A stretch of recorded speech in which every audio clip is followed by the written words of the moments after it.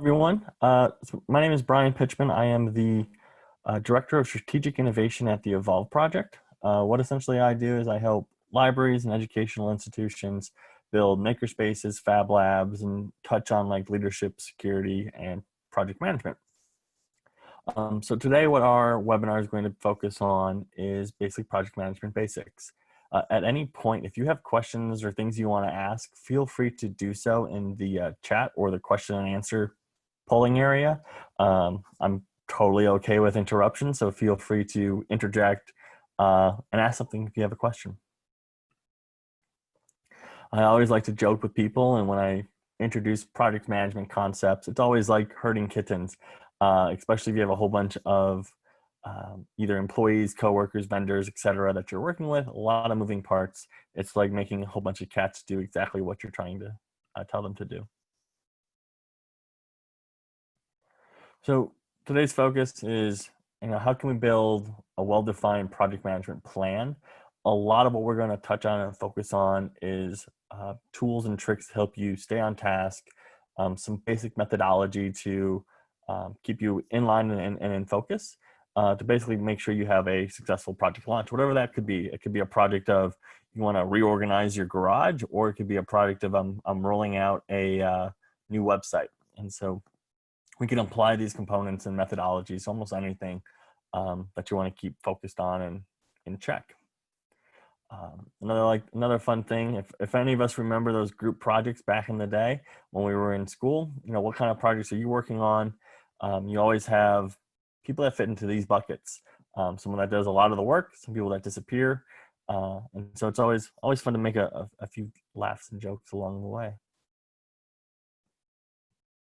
Today, our agenda. So we're going to focus a lot on terms and terminology. So that way, if you decide to go get yourself a project management certification, you'll at least have the vernacular or the terminology or the vocabulary that's usually thrown around to get you started or in the right spot.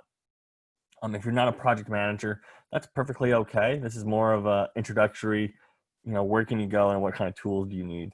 And then we're going to talk a little bit about certifications at the end. But most of the tips today that we're covering are ways to do a gut check on a project. Like, am I going to be successful in this project? Is everything that I'm about to do lined up? Does it make sense? And this will help you, again, stay on track. So what makes up a good project manager? I've worked with plenty of project managers throughout my life. And some of the best ones I always say are the ones that call you out. And so the ones that are very, very good at delegating decision and effectively communicating, those are really solid project managers, because they're going to say, hey, this action item is due on Monday. If you're not done with it on Monday, we're going to have to push our project back by X amount of days. So again, a good project manager is well organized. They're mostly focused on goals, and usually they love processes, meaning here's what we have to do, here's what we have to fill out. They're going to make sure you stick to it. And also are generally very strong leaders. The other thing that people will always say, or if you're joining the webinar and you're like, well, I don't really have a huge team, it's literally just me. That's fine. So if you're running a business and you're a solo entrepreneur, you still want to maintain a project management lifestyle or a methodology to help you stay on task. So regardless of the size or role, if it's a personal project or, again, working for a client, you want to make sure that you adhere to these principles. It also allows you to keep accountable for your actions. And even if it's yourself, it's a good way to give yourself a way to stay in line. And then lastly, creating a schedule and sticking to it helps you, keep on getting new clients or completing that garage clean out that you wanted to do all summer long during quarantine. So, some basic definitions. Obviously, what a project is. So a project is made up of tasks. So when we talk about a project, we have to make sure that this project can be broken down into singular tasks, and each task has a singular goal where we can clearly define how much time it will take, who needs to be involved to complete that individual task, and what resources are available. The other part of a project is usually deliverables.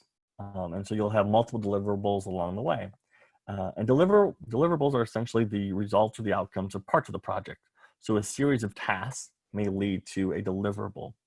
Um, so that could be anything from we need to get a new contract signed, or we need to get, if we're building a building, a blueprint created. Because you can't complete the building until you have your blueprints. And then you send the blueprints to your city planner. And so these are all individual deliverables. Then we talk about deadlines. And obviously deadlines are everyone's least favorite thing. And those are what keeps each task and phase of the project in sync. So every task has to have a due date. You can't say when we get to it, because then you're not having a project. You're having, a hobby or a wish list. So by sticking to deadlines, make sure everything has a due date. So every single task in your project allows you to stay focused. And then the last piece, major definition, is scope. And the scope is basically determining and documenting all of your goals and objectives. So what do we want this project to accomplish? And that's your scope. So you have to make sure that everything you want to do and solve is within that scope. So that way, during a project, you don't have what's called scope creep, which essentially is you going, oh, you know what? That's a really cool idea. We should do that as well. As a project manager or being involved on a project, you say, nope, our scope was this. So if we're talking, for instance, like building a website, and halfway through the website, you're like, you know what? We should build a Facebook page as well. You would say, nope, that's scope creep. Right now we're focusing on building a web page. We can talk about Facebook pages later. So with developing a scope, so that's usually something you want to do before you actually build your project or put your project plan together. And so it lays out, there's basically 6 steps. And I gave a link to a really great article that kind of summarizes or dives in a little bit deeper of these 7 components. But essentially it's, you put your plan in place of how you're going to determine how you're going to build the scope document, which usually involves you collecting requirements. So you ask the stakeholders, hey, what do we need to solve for our project? What are we trying to accomplish? Somebody asked if you're able to access the slides. Yeah, I will. I have a link posted at the very end of this PowerPoint where you can get the slides. And this is recorded, so you'll be able to record to it if need be. And I can post the link in chat as well. Next is defining the scope, or collecting the requirements. Then we define the scope. So after we gather all the requirements of what people want to do, then we as a project management team or project manager will then say, all right, here's what the requirements are and here's what our scope is. Here's everything we can fit inside. Not all the requirements might be able to fit in the scope, and that's what something you'll have to then communicate back. Such as, hey, based on the money and the time we have, we can't do requirement A, B, and C. So if that's fine, here's our new scope.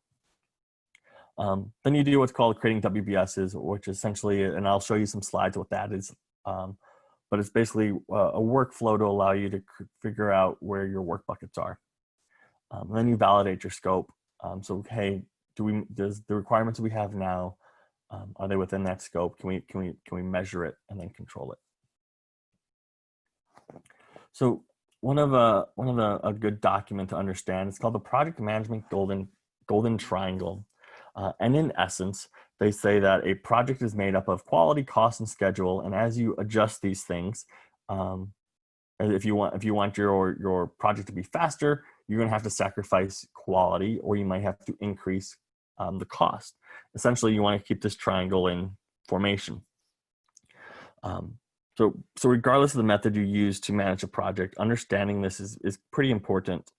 So again, all projects have to stay within budget, have to be delivered on time, and have agreed upon scope. So as you tweak things like managing the cost, time, and scope, you want to make sure you keep those focused. One of the best examples I've heard to kind of explain this is like a ballast of a ship. And so to keep the project balanced, no matter how rough the waters get, so you'll have to constantly tweak and change things so you can continue to move forward. So for example, let's say we need more money. If we need more money, we're going to have to adjust the time or scope of the project. Or again, if we're short on time, then the budget or scope might have to change slightly. So if we keep this triple constraint in place when managing our project, it helps you along all the various project management phases and processes you have to adhere to. So kind of here's a different view of how that kind of looks. So as we adjust quality, for instance, on the top left, we're going to have to modify our schedule or our budget because we're pushing things down. So I mentioned when we talk about projects, we also have to focus on our resources. So when you're scheduling your individual tasks, and this is probably one of the best topics to always touch on, is how do we figure out how much time each activity takes? You might ask the individual employee, how long will it take you to develop the code for our website? And they might give you, 150 hours. So I always tell people, don't worry about the employee, leverage the manager. And the manager's job is to determine, how long will actually things take? How many people will they be able to provide you to complete said project? Or if there's any materials needed. And then the order in these activities that have to take place. And so you work with the managers to determine how long will an individual task take, and then you start putting your timeline together. And then assign resources to specific activities. So if a task was created for, building a web page, part of that task is making sure you have a server. Your resources would be, server team to get the server, and then your coder to develop the code for the website. Always add buffer time, and we'll talk a little bit more about buffer time later. But a buffer time just essentially gives you that pad just in case if a project or deliverable runs a little longer, you have enough time to kind of catch up. The important thing to keep in mind when you're running a project, even though this sounds like a pain, document the hours spent on the project while you're running it.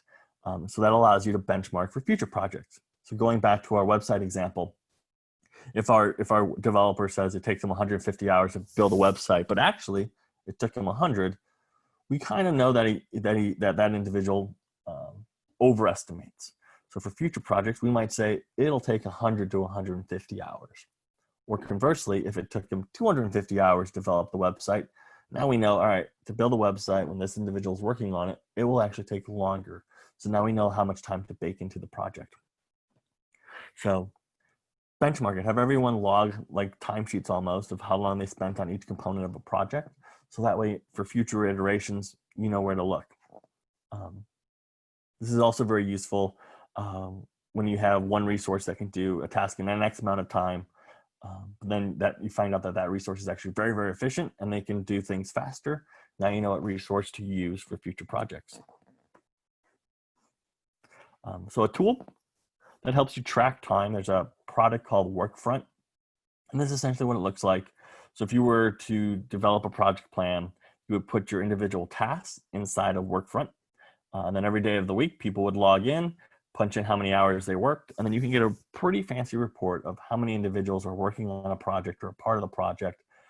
So then you can then keeping cost in mind.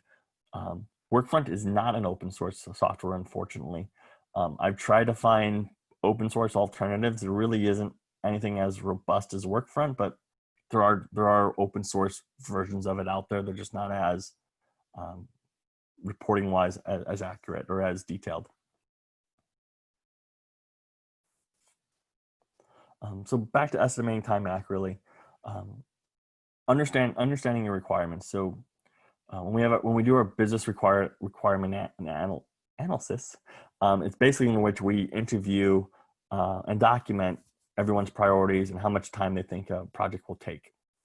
WBS, or work breakdown structures, is essentially the hierarchy of how all these components of the project are split into manageable work buckets, and then how these work buckets in turn funnel to solve a project. Gap analysis and drill down, those are two other techniques to allow you to figure out how much time things will take. Gap focuses more on taking actual performance with what the performance should look like, so we can then determine and then state how long things will take.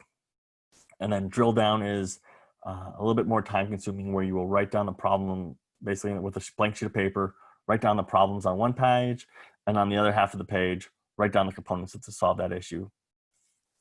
And I'll show you some examples.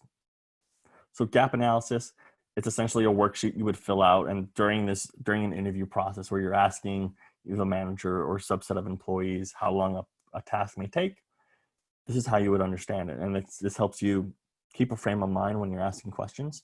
So, hey, what skills are required to build a web page? What tools do you need? Do you need any specific software? How long will it take you to implement said software and install it? And now you have all these worksheets essentially that you can then leverage to put a pretty solid and well estimated timeline of how long a project will take. Work breakdown structures, which is the top right. Think of it like a waterfall or a decision tree. So you put your project name at the top, and then each deliverable, and then sub deliverables underneath. And this again allows you to figure out a way how long things will take. And then the drill down technique is where you're taking a task or a problem, and we're refining it to smaller and smaller components, so we can understand how that piece of the puzzle fits into our overall project. So making estimates. So once we break down the project a bit more, utilizing gap analysis, WBS, drill down technique, we can then estimate the time needed for each of the tasks. No one has the ability to tell you how long a project takes without knowing the individual task and how long those tasks take. So I always tell people, when you're developing a project plan, never shoot out a number, because people will always hold you to a number if it sounds short. Say, hey, let me find out what tasks are required to complete the project, and then I can give you a pretty good estimate. Because again, a project is made up of multiple individual tasks. When we make an estimate, you also want to list out any assumptions, exclusions, constraints that are relevant. So for instance, if we are working with a vendor that we know is usually pretty slow at getting us equipment, you might want to put that as an assumption or a risk, and saying, hey, we know that this group takes longer, so we just want everyone to be aware. And this is important because then when estimates are questioned, at least we've already defined what those risk areas are, and we can talk to how that project got delayed because of it. In general, people are very optimistic when they give you timelines, and they will usually underestimate the time they need. So I might say it'll take me 50 hours to build a web page because I'm optimistic, but really it takes 100. So always keep that in mind in the back of your head. And the other thing to consider is when people give you time restraints, or if an employee works 40 hours a week and you're like, oh, I can have that employee for 40 straight hours. They say that your resources are productive for only 80% of that time. And you build in that 20% threshold for unexpected events like, hey, you got sick, there was a supply problem, your computer crashed, an accident, emergency, going to the bathroom, problem solving, meetings, etc. So if you had a resource, assume that they're only going to be 80% productive towards your project at any given point. And so when we start developing a project plan, one of the things to consider is this process, and this is essentially your overarching project management plan, where you have your consumption initiation, where we kind of think through the project. So initiation is again where we set that project scope in place, where we go through and figure out what the requirements are. We identify the goals, who's going to help organize it, what the business case are, any constraints, who the stakeholders are, those kind of things. So we understand all the components before we go into our project. Planning is the next phase, and that's where we start building our roadmaps. That was where we were building the gap analysis or the work bucket solutions. So we can figure out the roadmap, how we can get from point A to point B. So that's where we start building that schedule of tasks, what the deadlines are going to be, and what resources we need to carry out to complete everything on time. So basically almost nearly one half of the project plan as a whole is planning. So planning is huge for project management. In the middle, then we execute. As step 3, we implement, and the project plan begins. Throughout the project portion, you want to constantly monitor and control, and we're going to talk about this next. So how do we make sure the project is proceeding as planned? What kind of tools are we going to use to monitor progress? Are we going to use, for instance, Workfront to measure time? I'm going to show a couple tools as well that allow you to visualize and see where things are at.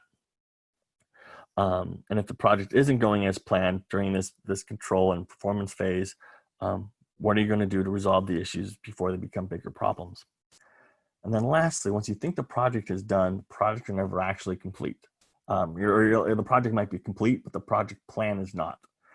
So your project plan at the end, you'll basically sit down and figure out what went well, what didn't go well, Did we complete all of our action items? Do we stay within scope? Do we meet all the requirements? And basically tie up any loose ends as they come up. So that's your final check to make sure everything has gone smoothly. When we talk about execution for a project, there's three main ways to view a project or view a project process. The first is agile, and the agile methodology essentially says break down the project into separate buckets or separate management tasks, so they can all be accomplished in short iterations. So you can do 4 things at once. So if you have 4 tasks, all 4 tasks can run simultaneously, and then you do the next subset of tasks. An agile process is usually more fluid, requires a lot more collaboration because people need to all make sure that they're staying on focus because we're moving everything, a lot of moving parts at once. And it's usually for, quick production of getting something out. There's constant feedback, reiteration, reapply some process or makes tweaks along the way. Waterfall is slightly different. And waterfall is exactly how it sounds. It's a waterfall of tasks. Everything occurs in sequence. So there's only 1 or 2 tasks going on at a given time. And in order to do the next task, even though that individual may not be busy or doing anything, they have to wait until the task that precedes them finishes.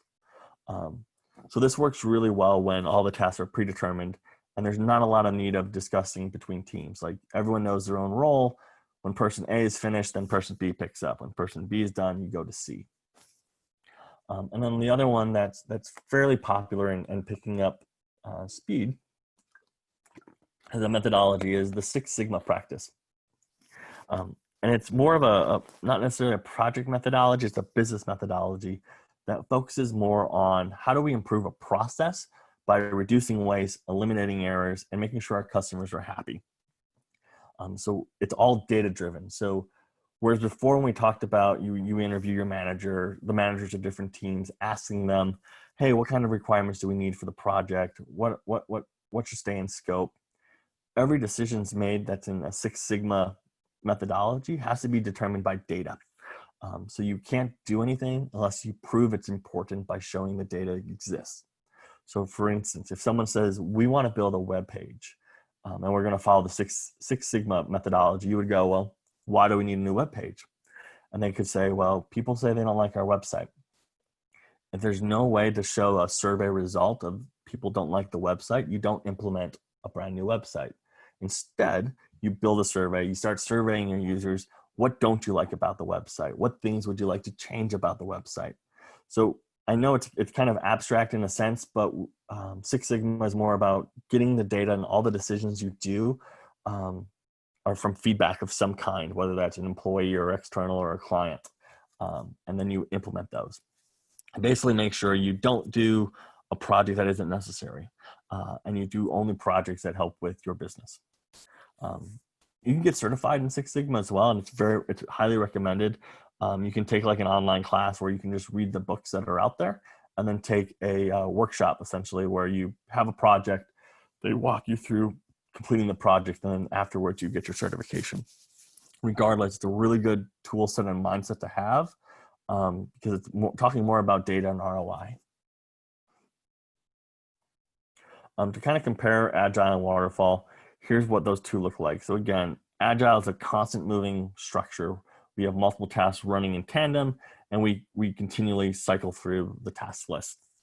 It's very flexible. It allows you to pivot if need be, and allows you to complete things fairly quickly. Waterfall, again, that was the idea of things are in linear stages. So you can't go from A to B to C until A is done, and then you can do B, then you can do C.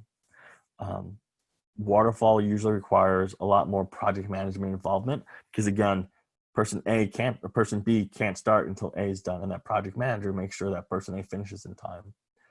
With an Agile approach, you're also able to involve your customer or end users more in the process because you're able to show them pieces along the way because you're doing multiple tasks at once. And here's Six Sigma, so a lot bigger, at least from a graph perspective. But again, it's more about getting the data we need to make an informed decision. So we define what we need. We have to measure it. So how do we collect data and surveys to make sure that what we are defining is important, it's measurable, and we can fix it. Then we analyze the data we have. We make sure that we can improve efficiency, eliminate any types of failure, and then qualify our decisions based on that data. And then you work to improve it. So throughout a Six Sigma project plan, as you're completing tasks, you then remeasure. So hey, one of the complaints was our website's really slow. Is the website slow still? And you survey those same people and say, hey, does the website seem to be faster? Yes, it does. So now you check that task is complete and you go on to the next one. But there's a lot more control involved, and you keep track of performance throughout the project. And it's a really great way to start building like a standard operating procedure of how you should move your business forward. But also keep in mind, not all projects obtain the goal. And when that happens, you have to understand why. So that's why Six Sigma, for instance, is a really great methodology to follow. So in the example, and this is and everyone has a story of how their company spent tons of money to build a collaboration platform right when SharePoint came out. And everyone's like, hey, we spent tons of money developing this beautiful SharePoint site where you can talk to people and talk to your coworkers because we want you to collaborate more.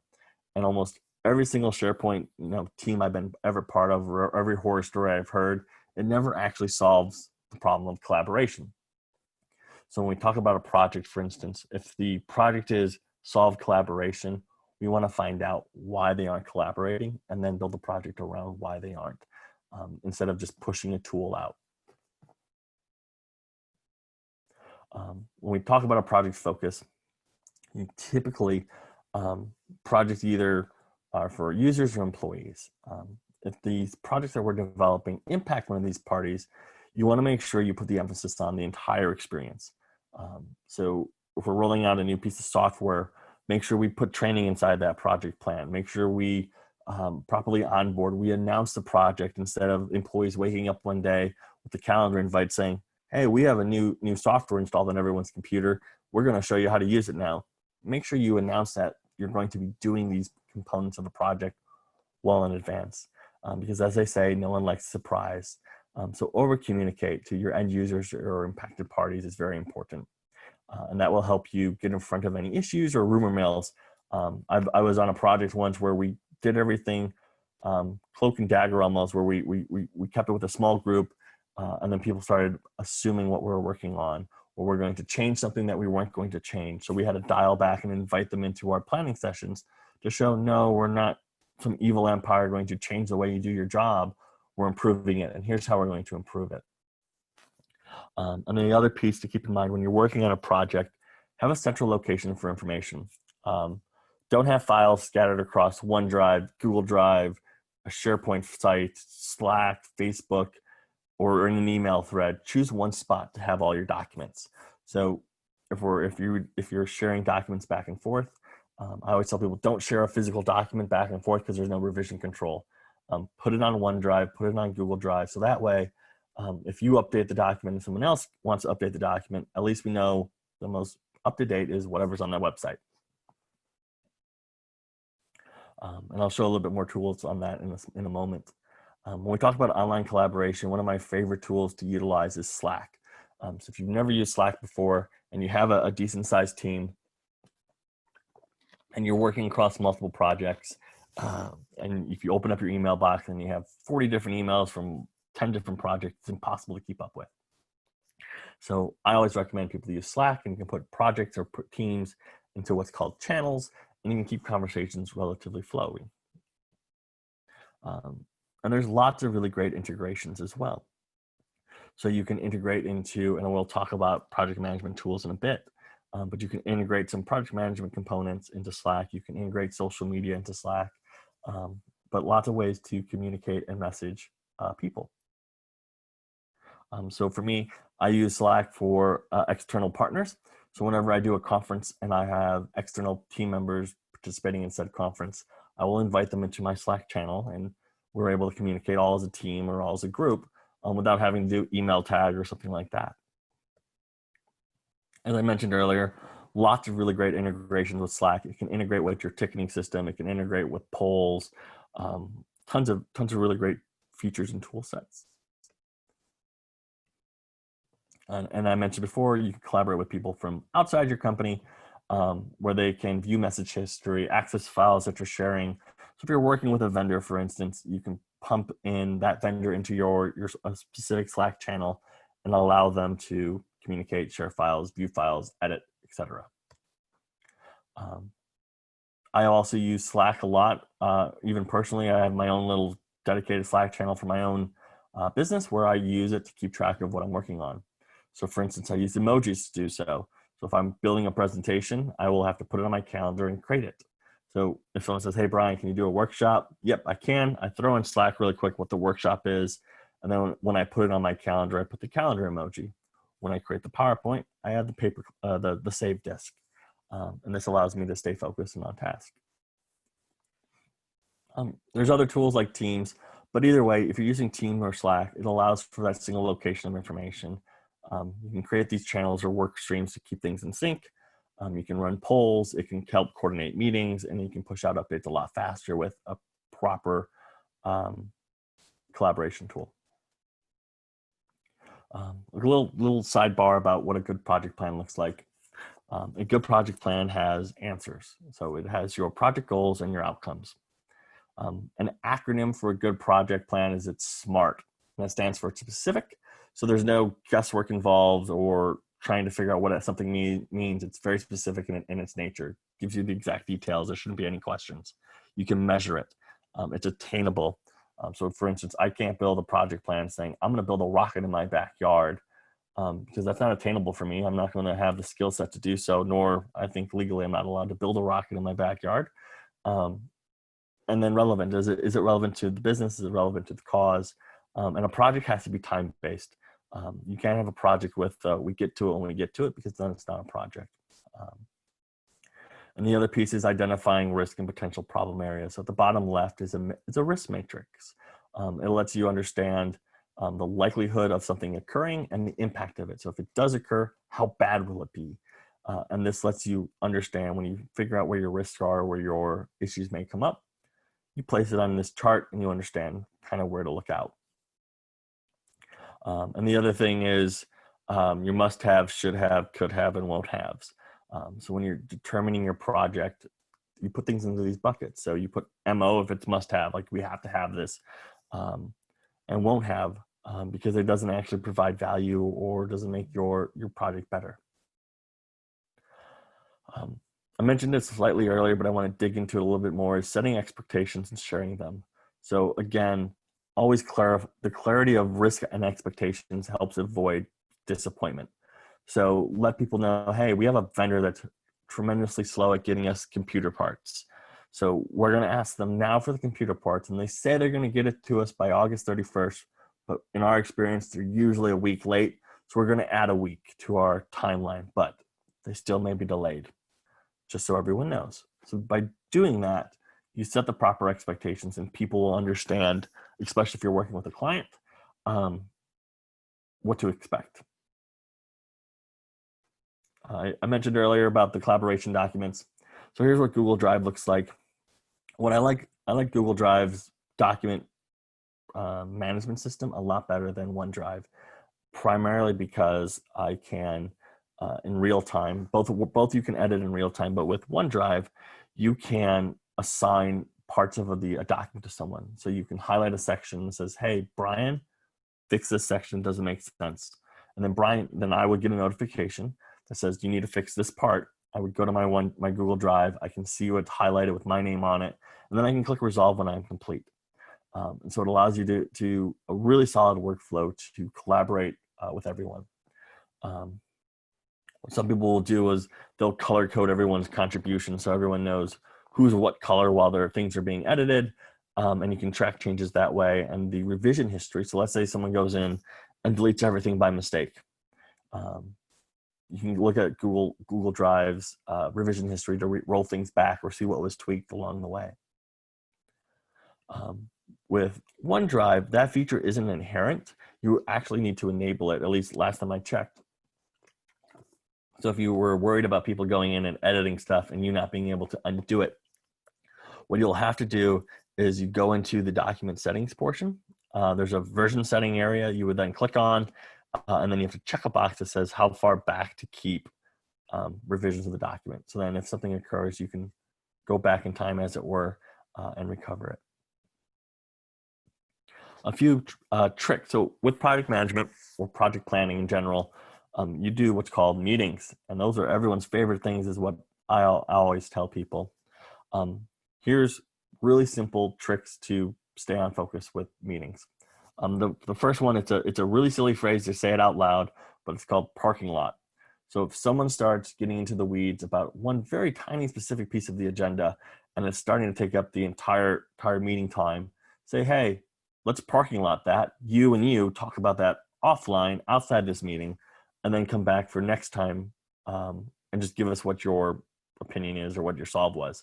So schedule any of those sticky topics for outside of the meeting. Just cut them off and say, let's parking lot this. The other thing is that meetings are not for communicating updates. So you don't have a meeting to have everyone come into a room to say, where are you at with your project? You can do that through an email. So at the end of the day, meetings are for discussing and deciding. So what do we need to discuss and what decisions do we need to make? Everyone who leaves a meeting also needs to have action items. And that action item could be anything from, complete a document, post something online, complete a task. Someone goes to a meeting and leaves without an action item or something to do. I always say, well, maybe they should have been part of that meeting because we just wasted that individual's time. If it was for information, that information could have been done through an email. There's no need for someone to sit in a meeting because they want to be in the know. That's what a note taker's for. So you have someone take the notes, stick to the agenda, and then you post these notes in the same location as all the other project material. So that way it eliminates the people that are like, well, I just want to be in the meeting because I want to know what's talked about. No, leverage the meeting notes so we can keep everyone focused and on task. When you're scheduling a meeting, probably one of the biggest nightmares is trying to figure out everyone's calendar, especially if you don't have shared calendars across teams or organizations. So Doodle is probably the most commonly used poll where you can pool people's availability. So you can send out an email and saying, hey, please go to this Doodle page and choose when you're free. And they would log in, check the boxes when they're free, and at the end of it, Doodle will say, all right, the best time to meet is Tuesday at 3 o'clock, because that's when everyone is available. If you wanted to look fancy and you wanted your own assistant, so if you go to calendar.help, you basically will get access to what's called Cortana, and Cortana will schedule meetings for you. And so it's very, very simple tool to work once you've installed it either on your Office account or your Google account. It will, you add Cortana to a message and say, hey, I want to meet with you all about your specific task in a project. Cortana will reply to you with some availability times. So then Cortana will respond automatically, because it's an AI, by looking at your calendar and saying, all right, Brian is free at these 3 times. What times work for you? And then the end user would reply and say, well, Tuesday works. Cortana will then collect everyone's responses and then create an invite. However, if you say, set up a Skype call, it will create a Skype call with an invite and email everyone out. And then if someone cancels it, Cortana will then reach out and figure out why and reschedule. So it's a really great tool. It's free, and I use it all the time. Another tool that I like to use is Calendly, which basically allows people to schedule a meeting with you based on your availability. So it syncs to your calendar. You set thresholds saying, hey, don't schedule a meeting for me on the same day, and I need an hour break between each of my meetings. And so you create this viewpoint or this portal, and the free version works just fine. You can create basically a scheduling meeting platform. People can then choose a time to meet with you. It'll then send the invites and calendar invites and everything else like that. So Calendly. Another fun tool to utilize when you're doing emails, for instance, is called Boomerang, and it works with both Google Drive or Google and Microsoft's email platforms. What Boomerang does is two things. One, it tells you how likely they are to respond to your message based on how wordy you are, if you're actually doing a call to action like a question. And the other piece, what it does is it will remind you if someone doesn't email you back. So being part of a lot of projects, people forget about replying to the project manager. And so what Boomerang will do is it will remind you as the project manager, hey, you have yet to receive a response from George. Do you want to send a follow-up? And then you can send a follow-up to George. And then you can set these thresholds. Essentially, when do you want the message to boomerang back to you if no one responds? It just allows you to kind of stay on focus and on task of where everything is at and if people are replying to you. When we talk about tools for project management, the most commonly used tool is the Microsoft Project tool set. And it's where you can build your Gantt charts and your timelines. So you take your task list that you've created and you input it on the left. And then you determine how long it's going to take to complete, and you put your start time. And then it'll auto-calculate the finish. If you put dependencies on it, so if one task required 6 dependencies and each of those took a day, it would tell you that an entire project line would take 6 days because it's 6 dependencies. And then it gives you a really pretty chart on the right as you plug in your task list. So I mentioned the word Gantt chart. So a Gantt chart essentially is just a type of bar chart that illustrates your project schedule. So you can see the sequence of events, what kind of events need to complete in order to move on to the next stop, and allows you to help build in those due dates so you can stay focused on your completing the project on time. There's also online tools that can do this for free. And a lot of them, there's a lot of tools that give you the free basic portion of it. It does a pretty good job if you're a small team, but then you have to pay to play if you want better integrations or more tool sets. I always joke with people and say, don't spend too much time playing with your different project management tools because you're going to spend more time with the software than you are actually managing projects. But unfortunately, in the long run, you usually are more involved in making sure the tool's accurate with the correct information than you do anything else. So the first tool is Trello. And what Trello is, it's called a Kanban board where you can drag and drop almost like Post-it notes as you move things from to do, doing, done, or you can come up with your own work buckets. But all these what's called tiles, you can move these tiles across your project plan. And then you can add comments, you can add notes, you can add due dates. For the free version, there's some limitations where I believe you can't assign a due date, or you can't assign a task to someone with a start date and an end date. You can only do a due date. So there's a few nuances with the free versions, but you can still accomplish a lot what you need. So a Kanban board essentially is just a concept where you can do just-in-time production. So as you move from A to B to C, what are you working on, what to produce? So here's my example of a very simple Trello board where I have my to-do list, what I'm doing, and if I'm done. And I can drag and drop, for instance, make PowerPoint over to doing if I'm working on the project, working on that PowerPoint that day. My favorite tool, though, is Asana.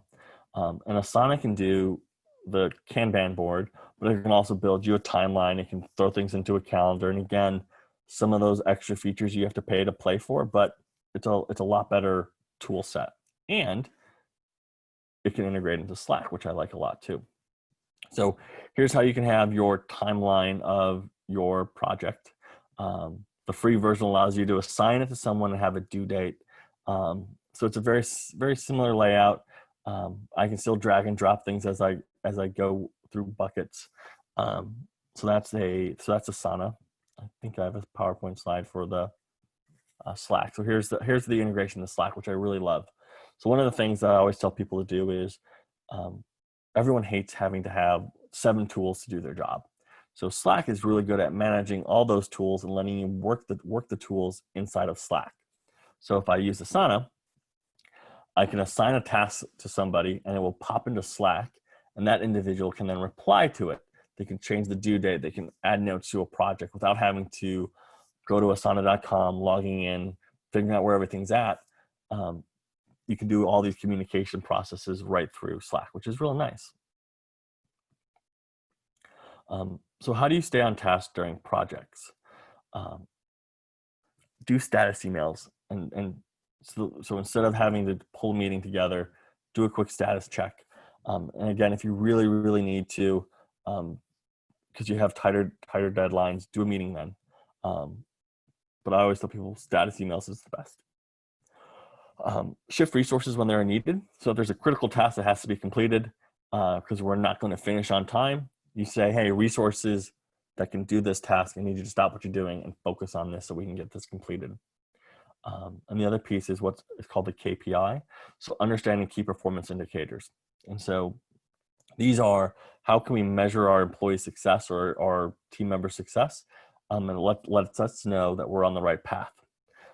So on the right, to kind of like a graph that helps you understand building those KPIs. So what are the objectives we're trying to achieve?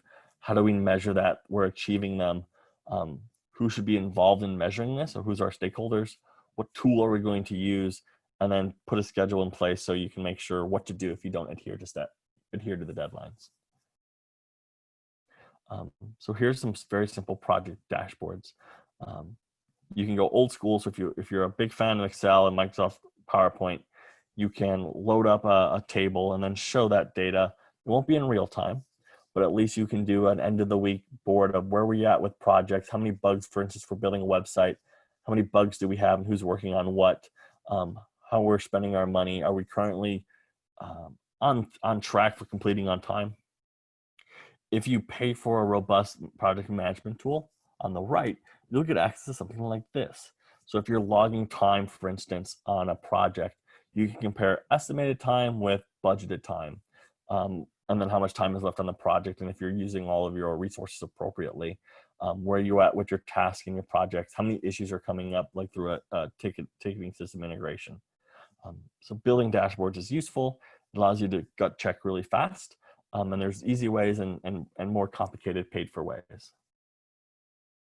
One of the things that I occasionally hear people when we talk about a project plan is, I hope we finish in time, or I hope we don't need a plan B.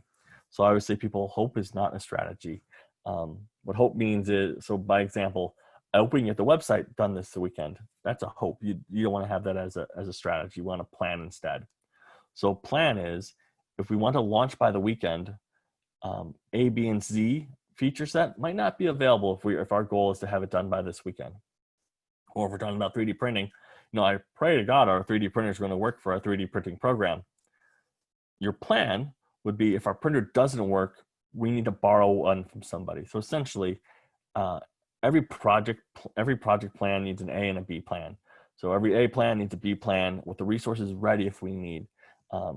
Hoping you don't need this B plan B is not the same as having a plan B. And a little joke here.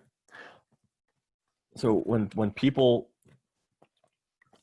are working for you on a project, one of the things that you'll quickly find out is people that are involved on your project, either from a completion standpoint or a task standpoint, they're not going to necessarily come up and tell you, hey, I'm falling behind, because that's a really embarrassing conversation to have.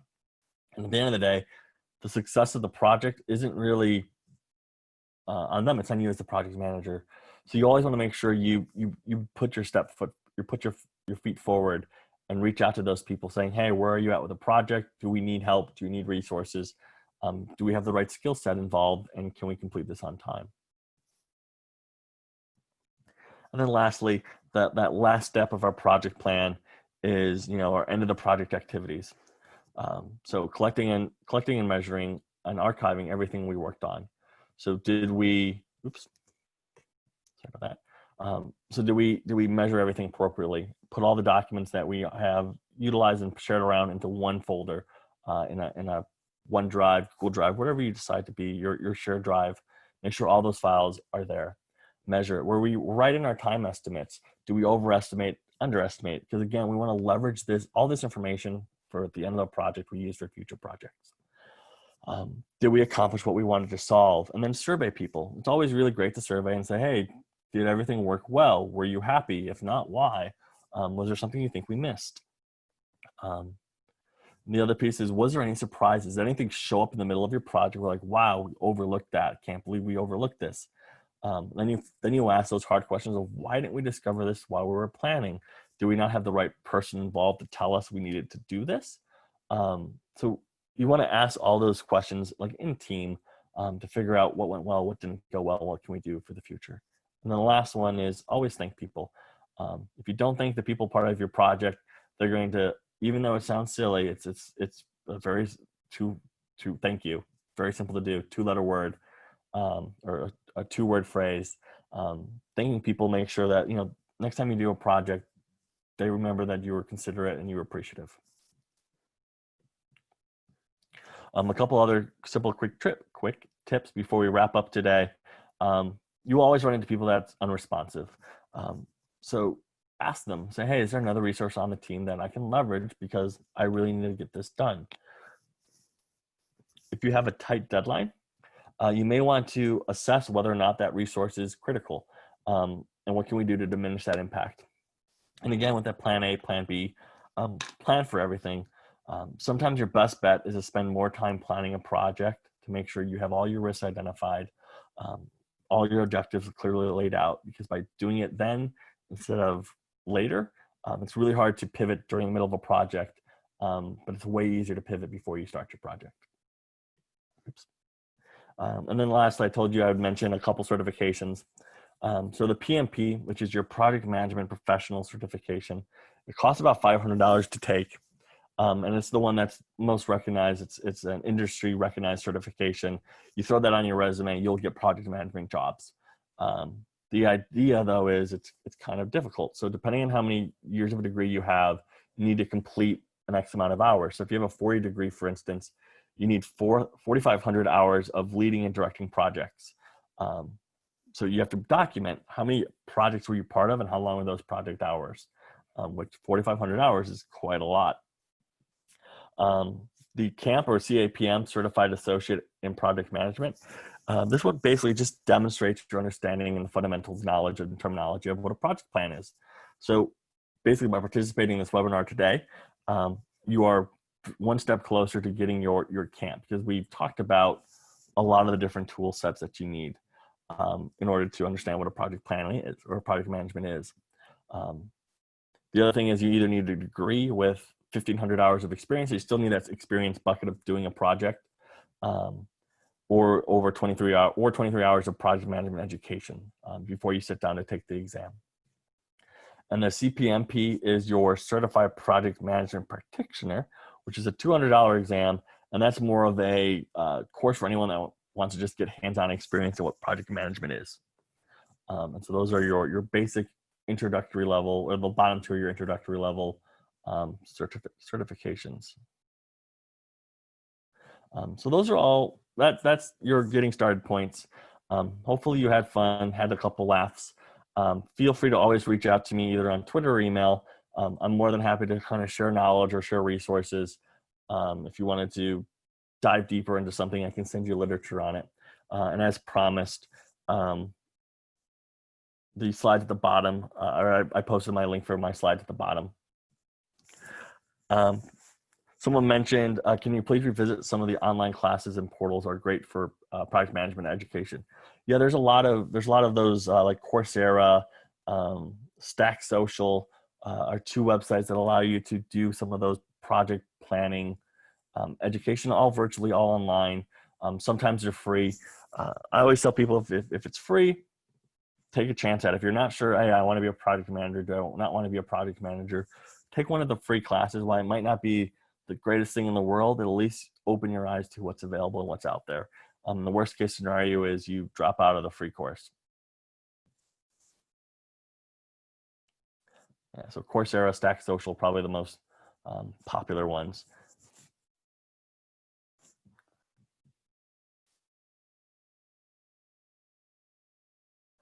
So thanks for everyone for attending today. And again, feel free to reach out if you have questions, if you're watching the recording as well. Thank you so much, Brian. Thank you all for joining us once again. I put in the chat, but if you want to check out our website at dospace.org/calendar, We have whole months filled up of different webinars and stuff that you can learn. That's it for tonight. So thank you guys again for joining us, and we will see you next time. Thanks, everyone. Have a great evening.